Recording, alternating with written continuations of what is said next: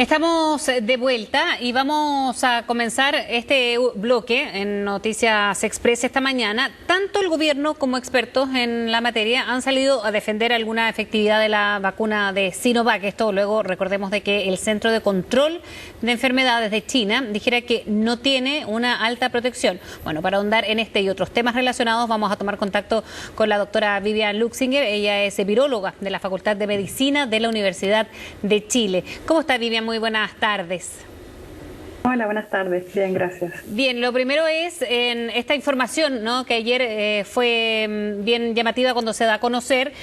Pero para ir aclarando las vacunaciones, tenemos que ir viendo la inmunidad cuando se va a poder tener en general. Sinovac es una vacuna segura, más allá de esta inmunidad que puede ser variable, pero que de todas maneras está comprobado que las personas que se inoculan no llegarían a una situación crítica de la enfermedad. Vivian.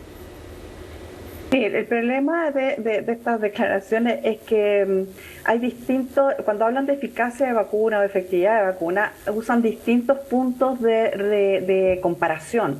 Y ese es un punto crítico, porque cuando hablan en este caso de efectividad o de eficacia del 50%, están hablando, aparentemente, lo que yo entiendo, están hablando de infección. Y otra cosa es hablar de protección de enfermedad grave. En realidad, ninguna de las vacunas en uso, autorizadas, protege al 100% de la infección. Por lo tanto, no es algo inusual que la eficacia para proteger de los contactos o de la infección sea el 50%. El tema importante es que protege de una enfermedad moderada a grave y por lo tanto de muerte, y eso es fundamental. Tengo una pregunta para que me la clarifique, Vivian, de eficacia y efectividad. ¿Es lo mismo cuando hablamos en este sentido, ¿no?, de la vacunación? No es exactamente lo mismo. Lo que pasa es que eficacia se utiliza cuando se analiza cuánto sirve o funciona la vacuna en un estudio clínico.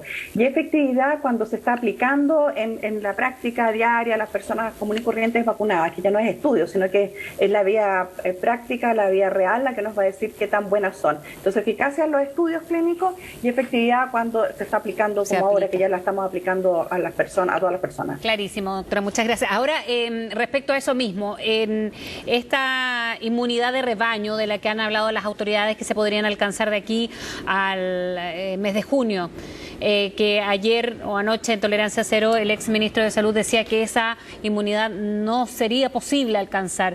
¿Cuál sería la situación, usted desde su rol de viróloga, Vivian? Mira, la inmunidad de rebaño se alcanza cuando tengamos una cobertura de vacunación alta. Eso significa tener por lo menos el 80% de las personas vacunadas. Eso primero que todo.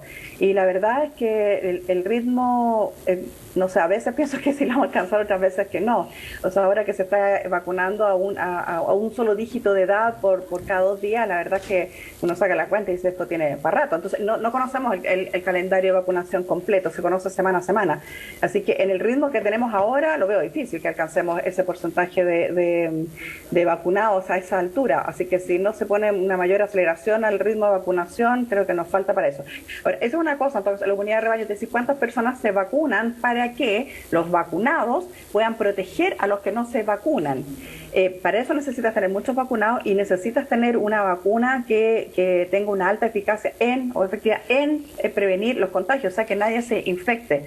Por lo tanto, probablemente si la vacuna en eso es del 50%, vamos a necesitar un porcentaje mayor. Ahora, respecto a este mismo proceso de vacunación, doctora, el ministro está analizando, o las autoridades sanitarias están analizando, solo se ha esbozado en algo, y lo preguntábamos hoy día también en Noticias Express, eximir de cuarentena por contacto estrecho a personas vacunadas con las 2 dosis. ¿Sería eso conveniente, cree usted? No, porque estábamos hablando de la eficacia de la vacuna en evitar contagios del 50%. O sea, eso quiere decir que si tú tienes 100 vacunados, la mitad se va a infectar igual y va a excretar el virus. ¿Y cómo sabes tú cuál es ese? ¿Cómo vas a saber uno quién es el que está, que respondió y que es capaz de no infectarse y el otro no en base a la vacunación? Lo encuentro sumamente arriesgado y estamos en una situación tan crítica que yo creo que tomar decisiones arriesgadas como esa me parece desubicado, por decirlo menos. Doctora, ahora, respecto a los casos que han ido en alza, estar evaluando este tipo de medidas, porque hay este tipo de medidas, entre otras, que usted cree que no son convenientes, por ejemplo, en estas franjas horarias deportivas, esta franja que se pueda repetir durante la mañana y también durante la tarde, que haya espacio ahora para los niños, niñas y adolescentes, para que tengan sus espacios. ¿Cómo lo ve respecto al aumento de casos que hemos visto en las últimas semanas, sobre todo pese a que sigue avanzando, lento, pero avanza la vacunación? ¿Cómo lo evalúa? Lo que pasa es que la movilidad sigue siendo alta en las personas. Entonces, mientras eso no se hagan las acciones que disminuyen realmente eso, vamos a seguir teniendo una cantidad enorme de infectados. Yo no creo que sea en esa franja horaria en que las personas salen a correr o andar en bicicleta, se están infectando realmente, porque si tú no tienes contacto con las otras personas no hay riesgo. El riesgo está en las reuniones, sobre todo cuando se juntan las personas y sobre todo están en espacios cerrados. Por lo tanto, no creo que haya mayor inconveniente en que salgan a correr o andar en bicicleta o hacer deporte al aire libre. No creo que ese sea el punto crítico. El punto crítico, en mi opinión, va por otro lado. Ya, y entonces bajar la movilidad, eso necesariamente, pero se supone que se han disminuido las reuniones, ¿no? O sea, o eso uno esperaría, más allá de las fiestas o encuentros sin permiso, los clandestinos, en fin, porque se supone que los encuentros no debiésemos tener, se ha en cuarentenado toda la región metropolitana, pero seguimos viendo movimiento. ¿Por dónde cree que no está resultando la medida sanitaria directa para evitar o bajar los casos? Y yo creo que eso que tú mencionas, las fiestas clandestinas o las fiestas como se quieran llamar, sí, son hechos más bien puntuales. No creo que sea pero contribuyen de todas maneras a los infectados, a tener más infectados. Así que encuentro increíble que todavía esté ocurriendo. O sea, no entiendo cómo esas personas no entienden el riesgo que se están sometiendo ellos y el resto. Pero yo creo que el tema es que la movilidad realmente no ha disminuido tanto como debería estar en un periodo de cuarentena. Y entonces uno se pregunta, ¿por qué no disminuye tanto la movilidad? Y yo creo que una de las razones principales es porque hay gente que se tiene que movilizar para trabajar, ya sea porque no le permiten permanecer en sus casas en el teletrabajo o porque necesitan salir a trabajar porque ese es el dinero del sustento del día a día. Y eso es bien terrible porque es una necesidad de salir a conseguir el dinero para la comida del día. Entonces, ¿cómo evitas esa movilidad? A mí no se me ocurre más que la ayuda del Estado, porque si no, ¿cómo hacer que esas personas dejen de salir a trabajar si no tienen que comer? No puede. Claro, es una ayuda económica. Bueno, de eso se está hablando también hace varios días también en el Congreso.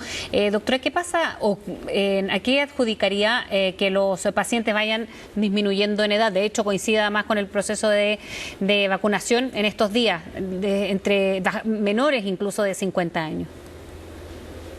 Sí, yo creo que hay dos factores que están influyendo, puede que más, pero yo vislumbro dos factores. Uno, que obviamente yo creo que hay efecto de la vacunación y eso con todos los cuestionamientos que puedan plantear, pero es una cosa clara, los adultos mayores que están vacunados en un alto porcentaje no están teniendo enfermedades graves, ese es un punto importante. Ahora, ojalá tengamos luego las cifras del Ministerio para poder contrastar esto objetivamente y que no sean impresiones nada más. Y respecto a los menores, yo creo que bueno, está contribuyendo. Hay una alta movilidad de ellos porque es un grupo que trabaja, un grupo activo y no están vacunados. Y en ese sentido yo creo que también debería haber mayor facilidad para la vacunación. O sea, si tú tienes en horarios los lugares donde están vacunando lo hacen de 9 a 6, que son los horarios más cortos, que son los horarios de trabajo y las personas están movilizándose para trabajar, entonces hay una incompatibilidad de horario. Yo creo que hay que dar todas las facilidades para vacunarse, por lo tanto me parece que deberían haber horarios extra, debería haber el fin de semana, etcétera, como posibilidad de vacunación. Se necesita que se vacune mucha gente y rápido.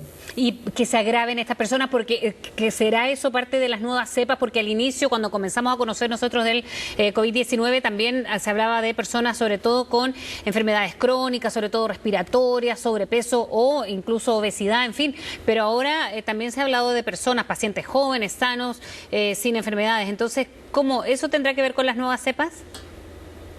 Variantes. Perdón. Hablamos de cepas, sí, variantes.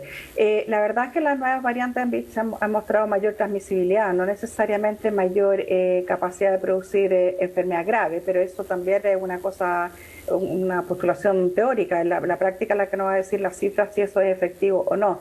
Yo creo que estamos viendo que siempre hubo casos graves en los más jóvenes, pero están opacados por este mayor número de personas con enfermedad, con factores de riesgo y adultos mayores. Como estas personas están protegidas por la vacunación, entonces yo creo que se está mostrando más en los menores de 50 años y en los que aunque no tengan enfermedad de base, porque se están infectando más. Ellos son los que se están moviendo, ellos son los que están, por lo tanto, teniendo contacto y se están infectando. Es especular decir si las variantes impactan o no, mientras no tengamos realmente cifras de decir cuántas personas graves están con esta variante, cuántas con esta otra. Así que podemos especular, podríamos decir que sí, puede ser que no, pero mientras no tengamos cifras claras que nos digan cuántos enfermos graves son los que tienen una variante u otra, la verdad que no vamos a tener la respuesta segura, confiable. Doctora Luxinger, muchísimas gracias por haber hablado con nosotros. Gracias a ustedes. Que tengan muy buen día. Nos vemos. Gracias, igual.